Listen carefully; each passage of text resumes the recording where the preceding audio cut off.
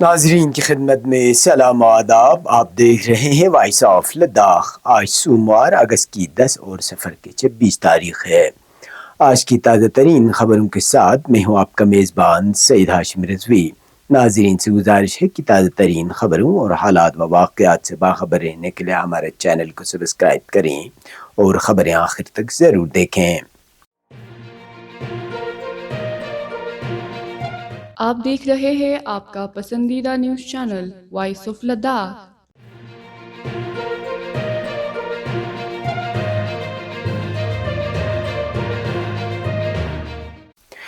امام Khomeini memorial trust کی جانب سے موصولہ اطلاعات کے مطابق گزشتہ سال ضلع بھر میں انتخابات کے ذریعے مجلس مندوبین تشکیل دی گئی تھی، جس کے بعد ادارے کے دستور العمل کی شق نمبر 19(5) کے تحت مجلس مندوبین کے ذریعے نگراں کونسل کے انتخابات عمل میں لائے گئے. اس سلسلے میں بزنس کمیٹی کی جانب سے 4 اگست کو باضابطہ انتخابی نوٹیفکیشن جاری کیا گیا تھا، جبکہ انتخابات اتوار 9 اگست کو conference hall Khomeini tower Kargil میں منعقد ہوئے. انتخابات کے لیے باقاعدہ انتخابی عملہ اور پریزائڈنگ آفیسر تعینات کیے گئے تھے. انتخابی عملے کے مطابق بالواسطہ انتخابات میں مجموعی طور پر 128 مندوبین نے اپنے حق رائے دہی کا استعمال کیا. پولنگ کے اختتام پر پریزائڈنگ آفیسر حاجی مرزا حسین نے ووٹوں کی گنتی مکمل کرنے کے بعد نتائج کا باضابطہ اعلان کیا. اعلان کردہ نتائج کے مطابق شیخ محمد حسین لطفی نے 72 ووٹ حاصل کر کے نگراں کونسل کے چیئرمین کا عہدہ حاصل کیا. 3 روحانی ارکان کے لیے شیخ عبدالحمید ناصری نے 99، شیخ محمد انصاری نے 85، جبکہ سید محمد موسوی امبا نے 53 ووٹ حاصل کر کے کامیابی حاصل کی. اسی طرح 3 دانشور ارکان کی نشستوں کے لیے ناصر الدین خفی نے 87، حاجی محمد حسین پشکم نے 82، جبکہ حاجی شبیر لنکھور نے 66 ووٹ حاصل کر کے کامیابی حاصل کی. اس طرح مجموعی طور پر نگراں کونسل کے چیئرمین سمیت 7 اہم عہدوں کے لیے امیدواروں کا انتخاب عمل میں آیا. ادارے کے دستور العمل کے مطابق منتخب عہدیداران کی میعاد کار 4 سال مقرر ہے.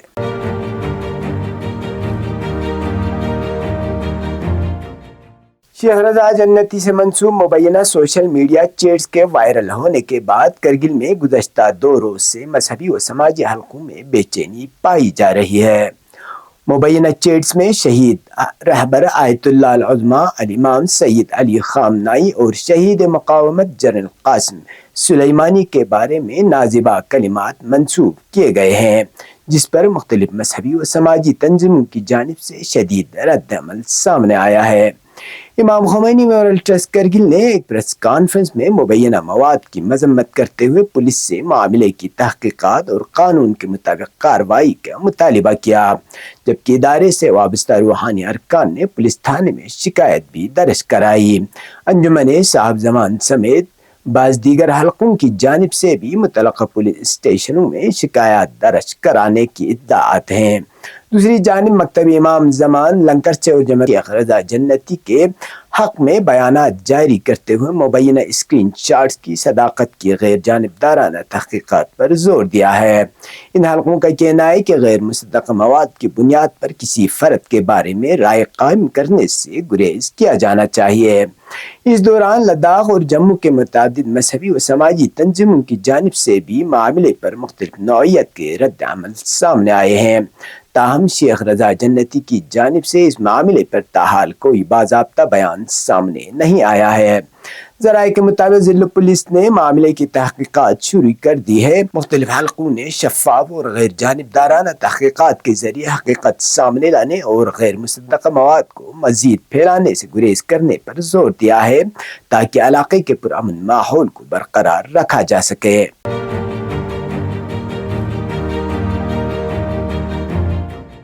مسلسل بارشوں اور کئی روز تک مطلع ابر آلود رہنے کے بعد آج موسم میں بہتری اور دھوپ نکلنے کے ساتھ ہی گرمی کی شدت میں ایک بار پھر نمایاں اضافہ ہو گیا، جس کے نتیجے میں ندی نالوں میں پانی کے بہاؤ میں بھی تیزی دیکھی گئی۔ اس دوران سروادی کے گوما پرتکچے نالے میں اچانک سیلاب آنے سے علاقے میں خوف ہراس پھیل گیا۔ مقامی باشندوں کی جانب سے بھیجی گئی ویڈیو میں واضح طور پر دیکھا جا سکتا ہے کہ سیلابی ریلے کے ساتھ بڑی مقدار میں مٹی، پتھر اور دیگر ملبہ نالے میں بہتا ہوا آ گیا، جس سے صورتحال تشویشناک ہو گئی۔ مقامی ذرائع کے مطابق سیلاب کے نتیجے میں فی الوقت کسی جانی نقصان یا رہائشی املاک کو پہنچنے والے نقصان کی اطلاع نہیں ہے، تاہم زرعی زمینوں کو پانی فراہم کرنے والے کولوں کے ہیڈ ورک کو شدید نقصان پہنچا ہے، جس علاقے میں آبپاشی کا نظام متاثر ہونے کا خدشہ ہے۔ حالیہ واقعات ایک بار پھر اس امر کی نشاندہی کرتا ہے کہ لداخ کے بالائی اور پہاڑی علاقوں میں سیلاب کا خطرہ ابھی مکمل طور پر ٹالا نہیں ہے۔ درجہ حرارت میں اچانک اضافے کے باعث گلیشیئرز اور برف کے پگھلاؤ میں تیزی آنے سے ندی نالوں میں پانی کی سطح کسی بھی وقت خطرناک حد تک بڑھ سکتی ہے۔ مقامی لوگوں نے انتظامیہ سے مطالبہ کیا ہے کہ حساس ندی نالوں اور سیلابی راستوں کی مسلسل نگرانی کی جائے، جبکہ ندی نالوں کے کنارے آباد لوگوں کو بھی محتاط رہنے اور کسی بھی ہنگامی صورتحال میں فوری طور پر محفوظ مقامات کی جانب منتقل ہونے کی ہدایت کی گئی ہے۔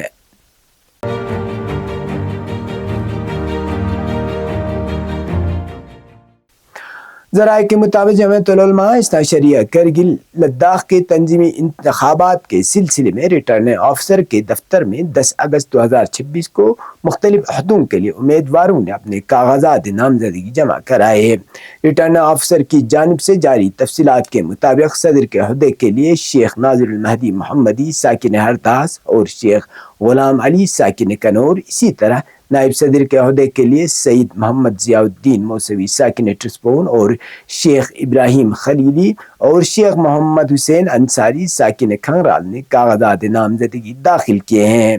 اسی طرح جنرل سیکرٹری کے عہدے کے لیے شیخ محبوب علی خان ساکن یوربلتق، شیخ طالب حسین ساکن اپتی اور سید محبوب موسوی ساکن سمرا نے نامزدگی فارم جمع کرائے۔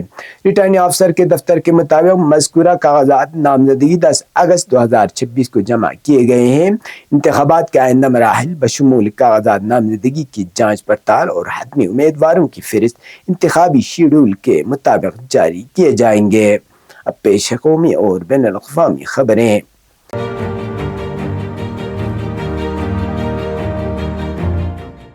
امریکہ کی جانب سے بھارت پر 100% تک ٹیرف بڑھائے جانے کے ممکنہ فیصلے سے جموں و کشمیر کے معروف اور خوشبودار باسمتی چاول کو نئی چیلنج کا سامنا کرنا پڑ سکتا ہے۔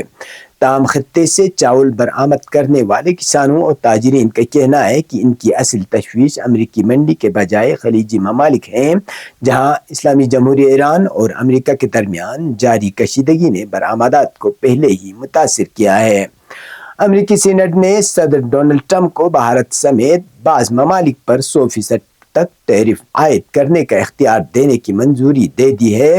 یہ فیصلہ امریکی سینٹ میں لنڈسے اوگراہم کے پیش کردہ سینکشن روشیا اینڈ ایران ایکٹ 2026 کے حق میں 86 ووٹوں اور مخالفت میں 11 ووٹوں سے منظور ہونے کے بعد سامنے آیا۔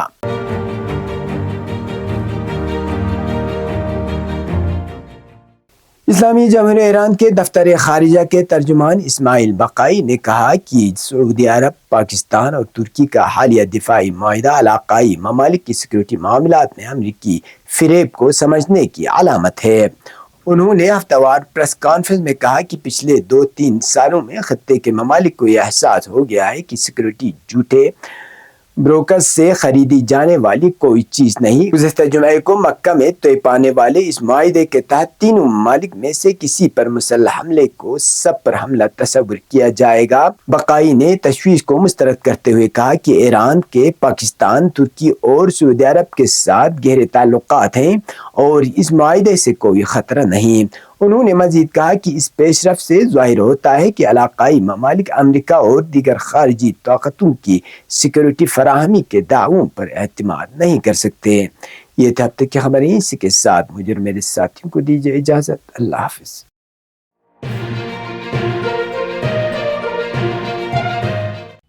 मकामी, कौमी और बैनुल अक़वामी खबरों से बाखबर रहने के लिए चैनल को लाइक, शेयर और सब्सक्राइब करें।